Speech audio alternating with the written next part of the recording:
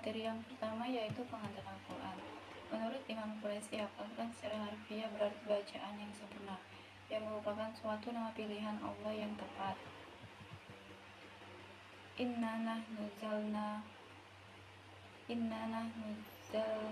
dzikra wa innahu lahafizun. Artinya, sesungguhnya kamilah yang menurunkan Quran dan pasti kami pula yang memeliharanya. Quran Surat Al-Hijr ayat 9. Sedangkan Al-Quran menurut istilah adalah firman Allah yang disampaikan oleh malaikat Jibril yang redaksi langsung dari Allah kepada Nabi Muhammad SAW dan diterima oleh umat Islam dari generasi ke generasi tanpa ada perubahan. Selanjutnya ada hadis qudsi, adalah perkataan-perkataan yang disabdakan Nabi Muhammad SAW dan mengatakan Allah berfirman, Nabi menyandarkan perkataan itu kepada Allah. Beliau meriwayatkan dari Allah. Menurut At-Tibi, sebagaimana dikutip Muhammad Hasbi Asy-Syidik, bahwa hadis qudsi merupakan titah Tuhan yang disampaikan kepada Nabi dalam mimpi atau jalan ilham. Lalu Nabi menerangkan apa yang disampaikannya itu dengan susunan perkataan beliau sendiri serta menyandarkan kepada Allah. Hadis qudsi disebut juga dengan hadis ilahi dan hadis rabbani. Materi kedua yaitu ada nuzul Quran. Secara etimologis, nuzul Quran terdapat dua kata yaitu nuzul dan Al-Quran. Pada dasarnya nuzul itu mempunyai arti turunnya suatu benda dari tempat yang tinggi ke tempat yang rendah. Sedangkan Al-Quran yaitu firman Allah yang telah diturunkan melalui malaikat Jibril kepada Nabi Muhammad dan membacanya adalah ibadah.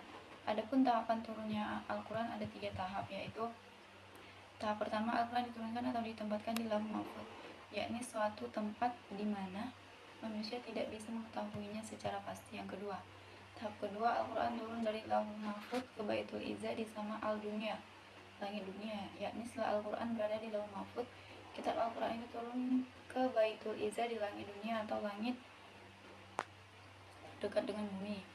Yang ketiga itu ada tahap Al-Quran turun dari Baitul Izzah di langit dunia langsung kepada Nabi Muhammad SAW, yakni setelah wahyu kitab Al-Quran itu pertama kalinya ditempatkan di Lauh Mahfuz.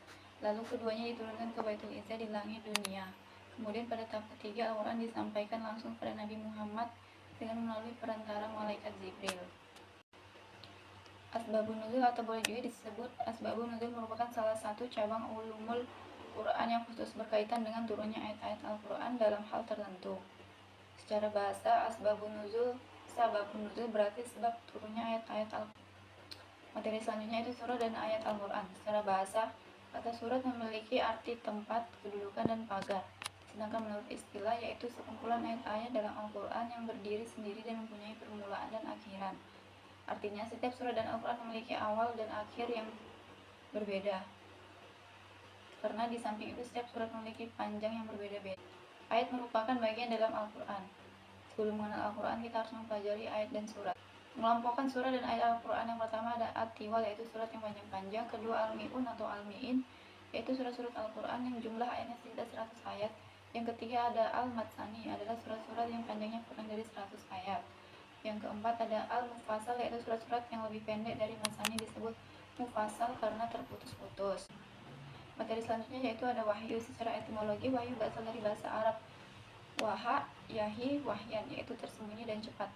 Demikian, wahyu mencakup beberapa definisi, yaitu bisikan atau wujudan Allah, insting binatang, isyarat yang cepat, bisikan syaitan, menyampaikan perintah. Selain itu, wahyu diartikan juga sebagai al-muha, isim maf'ul dari kata waha yang berarti sesuatu yang dibuat. Penurunan wahyu, proses pentahapan wahyu menunjukkan Allah mempertimbangkan kondisi masyarakatnya. Wahyu yang diturunkan secara gradual ini berimplikasi terhadap syariat agama Islam. Lalu ada penyampaian wahyu. Yang pertama, Nabi dan Rasul. Allah mengutus Nabi-Nabi dan Rasulnya untuk menyampaikan wahyu kepada umat manusia. Yang kedua, sumber wahyu. Wahyu Allah disampaikan melalui berbagai sumber termasuk Al-Quran yang merupakan kitab suci dalam Islam. Yang ketiga, cara penyampaian. Wahyu disampaikan dalam bentuk lisan seperti dalam Al-Quran atau melalui bentuk tulisan. Yang keempat, fungsi wahyu. Wahyu Allah memberikan petunjuk tentang bagaimana manusia harus hidup, beribadah, dan berinteraksi dengan sesama. Yang kelima, keberlanjutan wahyu. Dalam pandangan Islam, wahyu terakhir dan paling sempurna adalah Al-Quran. yakni dianggap sebagai petunjuk hidup final dan komprehensif bagi umat manusia. Materi selanjutnya isi pokok Al-Quran. Sumber akidah Islam dalam Al-Quran dan As-Sunnah. Artinya apa saja yang disampaikan oleh Allah dalam Al-Quran, oleh Rasulullah dalam sunnahnya wajib diimani, diyakini, dan diamalkan. Dalam konteks Islam, ibadah tidak hanya mencakup tindakan ritual seperti sholat, puasa, zakat, tetapi juga meliputi segala bentuk pengabdian dan kepatuhan yang dilakukan semata-mata karena Allah. Selanjutnya ada wa'ad dan wa'id, atau disebut juga targhib dan tarhib. Wa'du ialah janji dalam bentuk harapan yang diberikan oleh Allah kepada orang-orang beriman dan beramal soleh. Sedangkan wa'id itu adalah janji yang berisi ancaman yang ditujukan Allah kepada orang-orang yang ingkar dan berbuat kejahatan. Kelak mereka akan ditimpa kemurkaan dan azab sebagai balasan atas kekufuran dan perbuatan jahat yang mereka lakukan. Selanjutnya ada hukum dalam Islam. Sebagaimana dijelaskan dalam Al-Quran, merupakan salah satu pokok ajaran yang sangat penting. Hukum-hukum ini memberikan pedoman dan aturan dasar bagi umat manusia dalam menjalankan kehidupan sehari-hari agar sesuai dengan prinsip-prinsip keadilan, keamanan, kesejahteraan. Sumber hukum Islamnya itu ada Al-Quran, hadis, ijma', dan qiyas. Al-Quran itu memuat berbagai kisah dan sejarah umat terdahulu yang memiliki tujuan penting, yaitu memberikan pelajaran berharga bagi umat Islam. Selain dari pokok-pokok ajaran yang disebutkan di atas, Al-Quran juga berisi dasar-dasar ilmu pengetahuan dalam berbagai bidang. Mukjizat. Materi selanjutnya yaitu mukjizat Al-Quran. Unsur-unsur yang menyertai mukjizat, yang pertama ada hal atau peristiwa yang luar biasa. Yang kedua, terjadi atau dipaparkan oleh seseorang yang mengakui nabi.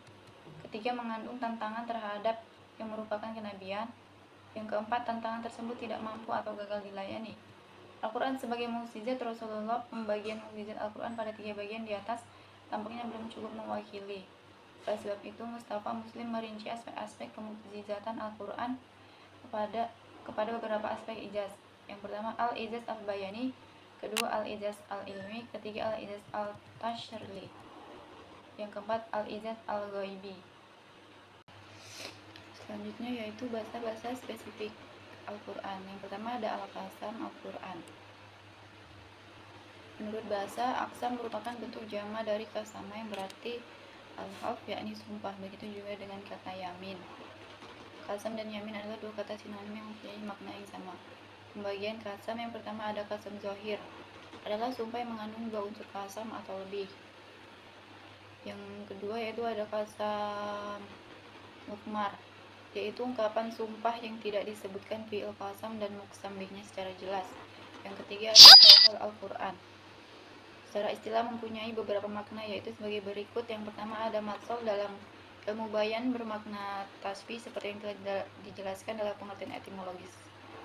Kedua ada matsal adalah menggambarkan sesuatu yang abstrak secara konkret agar yang abstrak ini mudah dipahami dan berpengaruh kepada jiwa manusia. Pembagian amsal yaitu ada amsal musaroha, adalah suatu amsal yang di dalamnya menggunakan lafal matsal atau sesuatu yang menunjukkan kepada tasbih. Yang kedua ada amsal kaminah, adalah suatu matsal yang menyimpan makna peribahasa yang biasa terdapat di kalangan masyarakat Arab dan diungkapkan dengan bahasa yang indah. Nasikh dan mansukh merupakan nasak merupakan masdar dari nasakaha yang secara harfiah berarti menghapus, memindahkan, mengganti atau mengubah. Jenis nasak yaitu ada nasak Al-Quran dengan Al-Quran. Yang kedua ada nasak Al-Quran dengan As-Sunnah. Yang ketiga ada nasak As-Sunnah dengan Al-Quran. Yang keempat ada nasak Sunnah dengan Sunnah. Macam-macam nasak. Yang pertama ada nasak bacaan dan hukum. Yang kedua ada nasak hukum, sedang tilawahnya tetap. Yang ketiga ada nasak tilawah, sedang hukumnya tetap. Hikmah nasak, yang pertama memelihara kemaslahatan hamba, perkembangan tasyri' menuju tingkat sempurna sesuai dengan pengganti, perkembangan dakwah dan perkembangan kondisi umat manusia. Yang ketiga cobaan dan ujian bagi seorang mukallaf, apakah mengikutinya atau tidak. Yang keempat menghendaki kebaikan dan kemudahan bagi umat, yaitu ada materi mukam dan mutasyabih. Definisi mukam diambil dari kata ahkama, artinya mencegah, al-hukmu artinya memisahkan antara dua hal. Definisi mutasyabih secara bahasa berarti tasyabuh, yakni bila satu dari dua hal serupa dengan yang lain. Dikatakan pula mutasyabih adalah mutamaksid mutamatsil, sama atau serupa dalam perkataan dan keindahan. Macam-macam mutasabih. Ada 3 macam mutasabih. Yang pertama, mutasabih yang tidak seorang pun bisa memberi makna tafsir dan takwil. Kedua, ayat mutasabih yang tidak bisa diketahui maksudnya oleh seorang pun meski melalui kajian dan pembahasan. Yang ketiga, ada mutasabih yang hanya diketahui maksudnya oleh ulama khas. Materi selanjutnya ada mutlak dan muqayyad. Mutlak adalah lafaz yang menunjukkan suatu hakikat tanpa sesuatu qayyid atau pembatas. Jadi ia hanya menunjuk kepada satu individu tidak tertentu dari hakikat tersebut. Sedangkan pengertian muqayyad itu suatu lafaz yang menunjukkan hakikat sesuatu yang dibatasi dengan suatu pembatasan yang mempersempit keluasan artinya. Pembagian mutlak dan muqayyad serta hukumnya. Yang pertama ada bentuk mutlak dan muqayyad yang disepakati. A. Hukum dan sebabnya sama. Di sini para ulama sepakat bahwa wajibnya membawa lafaz mutlak kepada muqayyad. Yang B. Hukum dan sebabnya berbeda. Yang ketiga, hukumnya berbeda sedangkan sebabnya sama. Hal-hal yang diperselisihkan dalam mutlak dan muqayyad. Yang pertama ada kemutlakan dan kemuqayyadan terdapat pada sebab hukum, namun masalah atau maudhu dan hukumnya sama. Yang kedua ada mutlak dan muqayyad terdapat pada nas yang sama hukumnya, namun sebabnya berbeda. Masalah ini juga diperselisihkan. Kaidah tafsirnya, apabila lafaz mutlak dan muqayyad itu memperbincangkan persoalan dan hukum yang sama, maka para ulama sepakat bahwa lafaz mutlak itu dimuqayyadkan oleh lafaz muqayyad yang ada. Kedua, apabila lafaz mutlak dan muqayyad itu membincangkan sebab yang sama tetapi hukumnya berbeda. Ketiga, apabila lafaz mutlak dan muqayyad itu memperbincangkan sebab yang berbeda tetapi hukumnya sama. Materi selanjutnya yaitu ada mantuk dan mafhum. Secara istilah, mantuk itu ialah mengambil pengertian dari lafaz yang diucapkan atau yang dituliskan. Pengertian kedua, mantuk adalah lafaz yang kandungan hukumnya dipahami dari apa yang diucapkan. Dengan kata lain, mantuk adalah makna yang tersurat. Ketiga, mantuk adalah sesuatu yang ditunjukkan oleh lafaz pada saat diucapkannya, yakni bahwa penunjukan makna berdasarkan materi-materi huruf-huruf yang diucapkan. Mantuk terbagi menjadi 3 bagian. Yang pertama ada mantuk nas. Ialah bentuknya sendiri telah dapat menunjukkan makna yang dimaksudkan secara tegas atau sharih, tidak mengandung kemungkinan makna lain. Kedua ada mantuk zohir. Zohir ialah lafaz yang menunjukkan sesuatu makna yang segera difahami ketika ia diucapkan tetapi disertai kemungkinan makna yang lemah. Ketiga ada mantuk mu'awal. Lafaz yang diartikan dengan makna marjuh karena ada sesuatu dalil yang menghalangi pemaknaannya dari makna yang rajih. Definisi mafhum dan macam-macamnya. Mafhum adalah makna yang ditunjukkan oleh lafaz yang tidak disebutkan pada lafaz tersebut.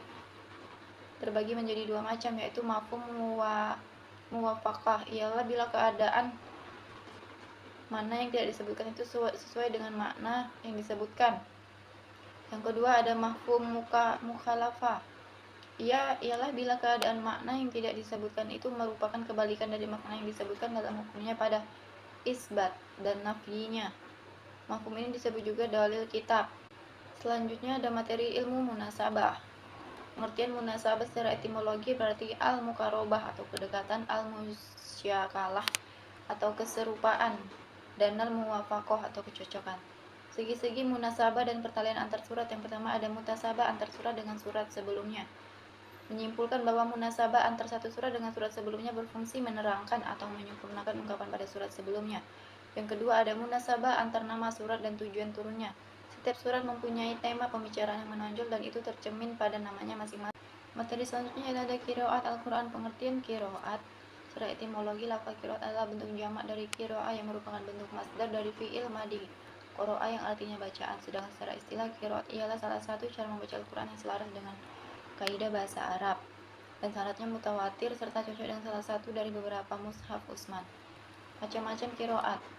Yang pertama ada qiraat mutawatir. Qiraat mutawatir adalah qiraat yang diriwayatkan oleh orang banyak yang tidak memungkinkan terjadi kesepakatan di antara mereka untuk berbuat kebohongan.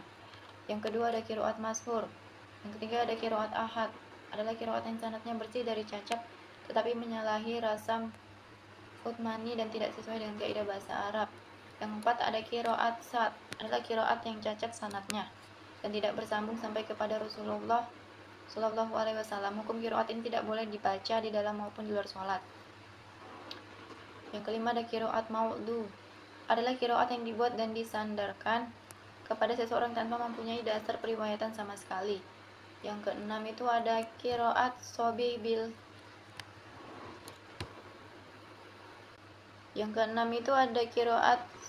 bil al-mudraj, adalah qiraat yang menyerupai kelompok mudraj dalam hadits, yakni qiraat yang telah memperoleh sisipan atau tambahan kalimat yang merupakan tafsir dari ayat tersebut.